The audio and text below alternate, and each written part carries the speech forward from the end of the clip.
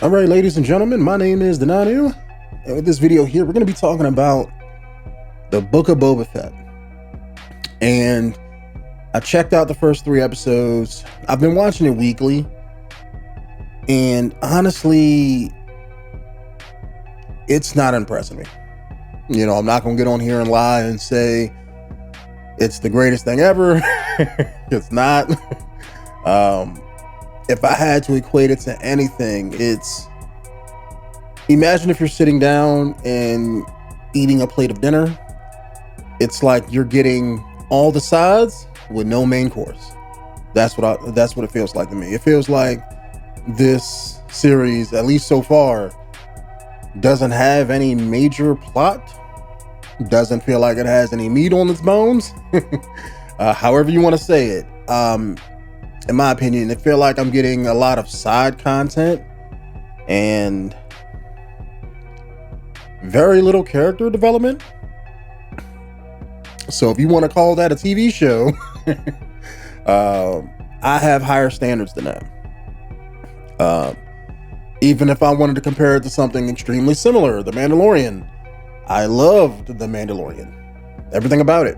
It had its slow episodes, but there was ongoing plot. It was intriguing. The character I liked, even though he barely talked, you know, everything about that I loved. Loved the whole Western feel. I loved the side characters, everything. The music. Boba Fett.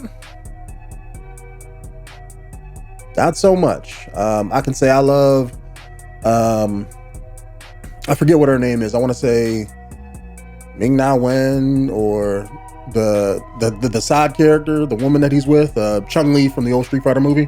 Love her character. Boba Fett, I like to a point.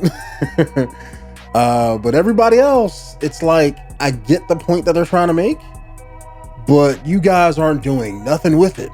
Like, this to me feels like a movie or a TV show, or better yet, an anime. This is filler season. That's what this is.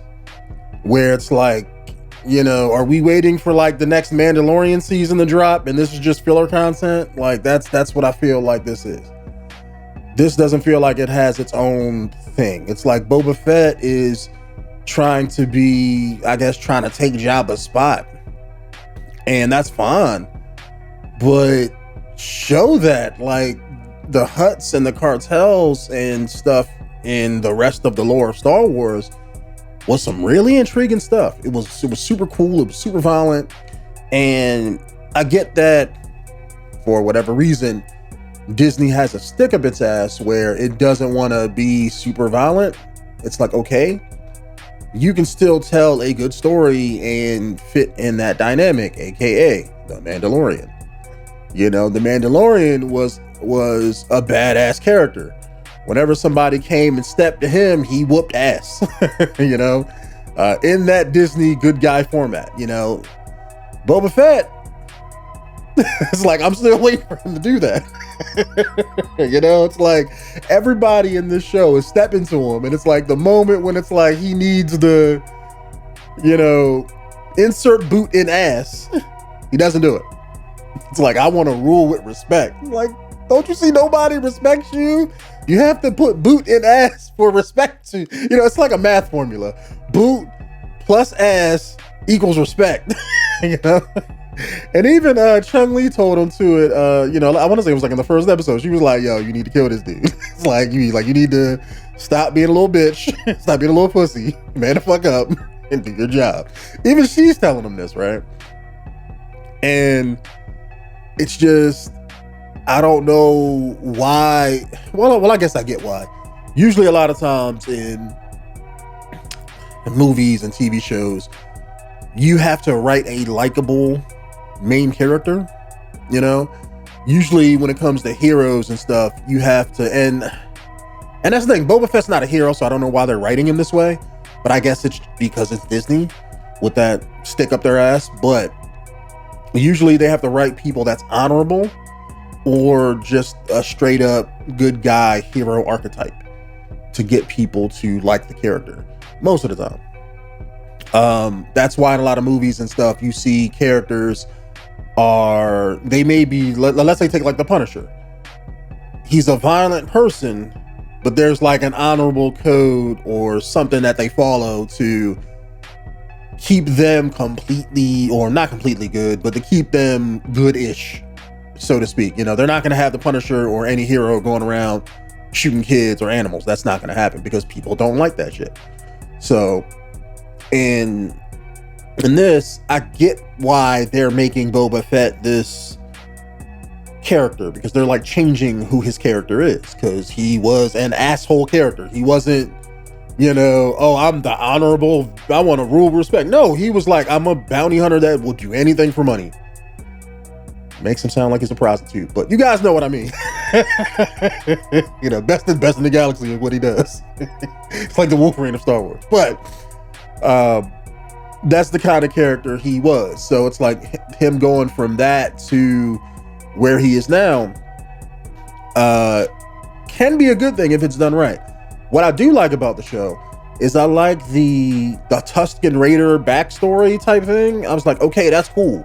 They do that a lot of times in a lot of media and stuff, so it's nothing brand new, but it's really cool to see the Tusken Raider side of things, even though in the rest of the games and the books and the lore, they touch on it here and there. But as far as the movies, we've never gotten that kind of view as far as their culture. That was cool. Him being beat up by the kids, and I guess you could say him being treated or captured, as it were, showed him humility. And then when he had to learn their culture and stuff, it changed who he was. You see that a lot of times in movies with fucking back in the day with the 90s, Dancing with Wolves, and a lot of like white people versus Indians type Western stuff, or let's say, you know, a lot of slave stuff did it too back in the day. So it's one of those things where it's like you can do that and show a different side of the character and then have that change your perspective. And that's what happened with that. I like that part. I didn't like how I'm seeing a lot of modern day stuff in Star Wars that's not making a whole lot of sense. Like, you had the Tusken Raider stuff was fine, and then they introduced some bikers where he had to go beat up bikers in a bar. It's like, hold on. Like, the bar scene I can understand. Cantinas in Star Wars are a thing, you know, but straight up bikers with biker jackets and mannerisms and stuff in a bar, I'm like, come on, man. It's like I feel like this is like some Hollywood trope bullshit, which it is. And then to touch on bikers later, in episode 3 here, you had this young teenage cyborg gang with like brightly colored motorcycle scooter type things where they were supposed to be speeders, but they were going slow as shit, so I'm gonna call them slowers, you know. But they had a chase scene with them, and it was like the Star Wars universe has a very particular look. I'll say this. When you introduce tech, especially on those backwater planets, you know, like Tatooine and stuff like that, it's shitty. That's why when, like, if you watch The Mandalorian, everything is dirty, everything is dusty, because you're out in the desert. Everything is like beat to shit. Everything has to constantly be repaired and stuff like that. So to go from that to, because that's the look we're seeing in The Mandalorian, in the movies. If you're not with the Empire, or let's say with the Rebels, or towards the, I forget what they call the core planets of the universe where like all the Empire and the Rebels and stuff takes place, you know, like the inner sector of stuff. If you're not a part of those worlds, then usually your tech is shit. So in this, you had those brightly colored motorcycle slowers and stuff, and it just doesn't make a whole lot of sense. It completely stands out. Like, I don't know if Disney are trying to make, well, I'm assuming they are, maybe they're trying to make toys, because that's what they had a chase sequence with one of the characters who's like, I can't call him the antagonist, but let's say he's like the the mayor's, I don't know what you call it. I can't say right hand man because he's not a partner. He's more like the mayor's mouthpiece.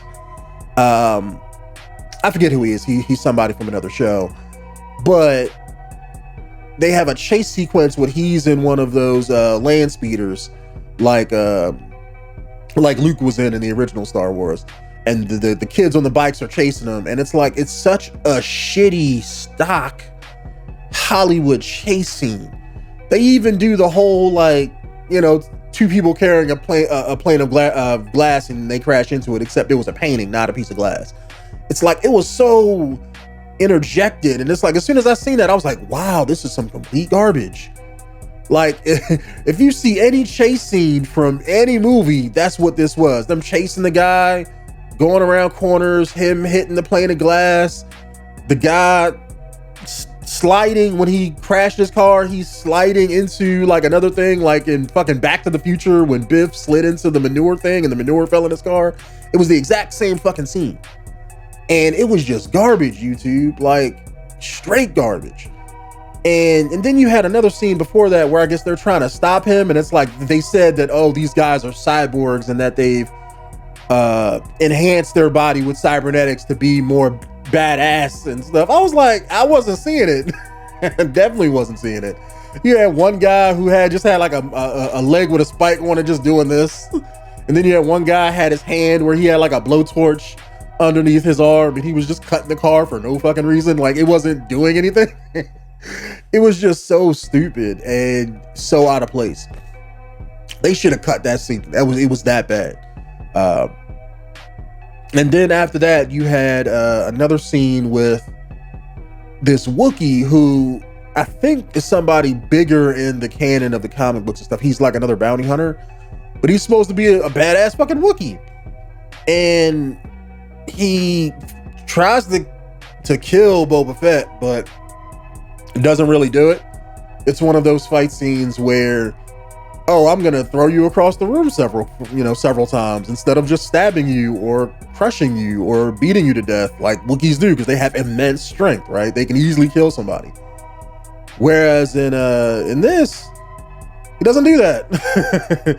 Like at first, like the fight scene was happening, I was like, oh shit, things are gonna, get to it, because Boba Fett, every time they have one of these backstories, right? He's, let's say, sleep when he's remembering this.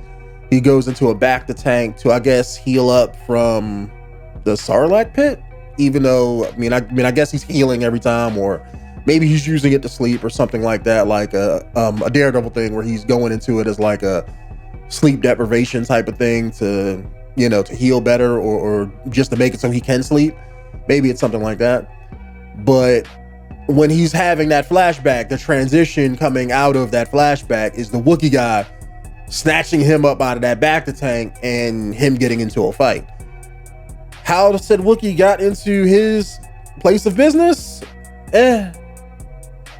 Force power magic. I don't know, because it's never explained. The Wookiees are big as shit. They're like 10 feet tall. You can't miss them. So how did he walk his big ass up in there? I don't know. But he was just there fighting and nobody knew he was there. Threw Boba Fett across the room a few times. And then the kids show up, they fight him, and you would think, I was hoping that Wookiee guy would just like kill one of these people, because that's how bad I hated him. But that never happened. And then they do the stock thing of like, oh, dropping him down into the Sarlacc pit. It's like,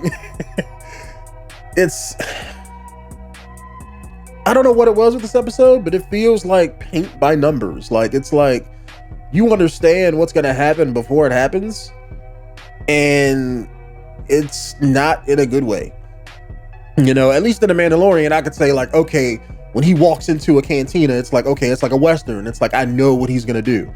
But in The Mandalorian's case, it's like I'm waiting for that badass shit to jump off, because I know somebody's going to come up in his face or talk some bullshit. It's like, I know he's going to wreck their shit. So I love it. Whereas in this, it's like, okay, I feel like I'm watching the clock. It's not good, to be honest. And I would say it's like, if I had to rate it on like a 0 to 10 scale, like right now, Book of Boba Fett's like at a 4. Nothing is happening, nothing is going on, it's spinning its wheels. It's like they're focusing on other things rather than Boba Fett, and I don't know why that is. Maybe they're trying to do toys and they're trying to build up some side characters and stuff just so they can make toys out of them. Like in the first episode, Boba Fett was attacked by straight up fucking ninjas. And I thought that was weird because it's like, this is Star Wars, Yeah, they had tons of assassins in Star Wars, but like, they aren't fucking ninjas, like straight up ninjas. It's like, come on. They're either bounty hunters or, robots, or droids rather, I should say, or something in between. It's like, they're not like, oh, let me just mask up and do a couple flips and stuff and fight somebody. And the part that gets me, it's like, at least with that, is you have another chase sequence that's interjected in that episode just to have like a parkour segment. And it just doesn't make a whole lot of sense, because it's like, okay, well, what is this here for? It was it would be different if it was like a minute long or something like that, but it's like, no, the chase sequence went on for like a good 2 or 3 minutes. And then like Chun-Li caught the last guy or whatever. So it's like, yeah, it was a decent scene to have, but like, it didn't serve no purpose, other than just to bring the guy back. And you could easily just cut and just, cut that scene. Let's say when they chased off and Chun-Li went to chase after him, you could have, you could have cut that scene and then had the scene of, kept the camera on Boba Fett and showed him getting back to his spot or something like that, and then have Ming-Na Wen come back with the guy. It would have been better for it. Because if the show's about him, you want to keep the camera and the action surrounding and the plot surrounding Boba Fett. And, it would make better sense that way. Kind of like how they did The Mandalorian. I thought they figured this shit out, because with Mando, that's what they did. You had some side characters, but the story primarily revolved around Mando. And yeah, you had his slow episodes, but even his slow episodes had some type of content. Like I remember the one slow one where he got beat up by the Jawas, and at the end of the episode he had to go into the cave to get this creature, for his the brand that the lady had to put on him, right? At the end of that episode, he got the creature outside the cave, creature whooped his ass, but then you had Baby Yoda use the Force, and that was like the big part of that episode. So it makes sense. Like, you have to have those moments in those slow episodes. Boba Fett doesn't have that. It's like, I'm waiting for shit to jump off, but the main plot just like isn't there, YouTube. It really isn't. And I don't know if it's gonna get that far, because like I said, the show, or at least I think the show, it's like 6 episodes. Like, it would be different if it was like 13. And it's like, okay, you're doing this to build up who's going to be in the show, but we're half into it right now. So like, what are you doing? What the fuck are you doing, Disney? Like, come on, make some shit. Like, did the pandemic fuck this up to where like the writer just didn't know what the fuck he was doing? Like, that's what I feel like this is. It's like the writer, it's like, oh, we need to write a show about Boba Fett. Well, what's the show going to be about? Well, what we had isn't going to work. So it's like they scrapped it and they're just winging it. That's what it feels like. It's like, all right, well, let's just shoot a bunch of shit and, make it work. We're Disney, we can make it work. It's like, that's what I feel like this is. And it's weird because it's made by the same people who made the fucking Mandalorian. So it's like, what the fuck? You already know what works. You just have to change the character. You can't have Boba Fett be Mando too. That's all you have to do. And if you want to have this gritty street gangster type story, it's like, okay, cool, have that. It's so like, so far the only thing I like about the show is not the character that they're introducing to Boba Fett, but I guess the idea of Boba Fett, Chun-Li, and I also like how they have the different, I guess, I'm not going to say places, but I guess the different people or who run the different syndicates or gangs on the planet. Like, you have the this other Twi'lek lady who runs like this casino thing, and she goes to him. Those scenes are at least shot and done very well, but they don't ever do nothing story related with them other than the fact of, oh, people, of Boba Fett going there to talk to her. That, that's it. Where she's like, people don't respect you. They don't do this. They don't do that. And outside of that, like, I want to see more with her character and whatever people or gang that she runs, because at least that kind of stuff is good. The stuff with the cyborg kids and the water guy selling water for high prices, like, no, nobody gives a shit. It's like, stop focusing on shit that don't matter. Focus on whatever story you're trying to develop, because they had like 2 Hutts in this also, and I thought they were gonna be the antagonist because they were like, we're claiming your domain because you ain't shit, you ain't nobody. And I was like, okay, cool, we're gonna see some kind of conflict there. They sent the Wookiee to try to kill Boba Fett, but then it's like, at the end of that, it's like, okay, we're leaving, and here's this Rancor. And then you have a weird scene with fucking what's the guy's name? Oh god, my old man brain, I'm gonna forget his name. But he was the guy who was Machete, and he's the, probably shouldn't be saying this on YouTube, but he's the token Hispanic guy whenever they need a Hispanic gangster drug guy or an angry Hispanic Mexican. That's the guy that they pick. And he's in tons of movies going back to like the 80s and 70s. But they had him bring in a Rancor and then basically tell Boba Fett about Rancors and stuff. And Boba Fett's like, I want to ride this Rancor. And it's like, the scene is like the last act of the episode. And it's like, what the hell is this in here for? No purpose other than the fact that maybe Disney wants to have a Rancor toy and you want to have Boba Fett sit on it. Like, I don't know. like that's all I was getting out of that. I was like, this is stupid. This, like, what the hell is this for? Like, is this Rancor gonna come in like the last episode of the show and Boba Fett's gonna ride it into battle or something? And that's why this scene is here? Like, it's fucking pointless. It's not a good look.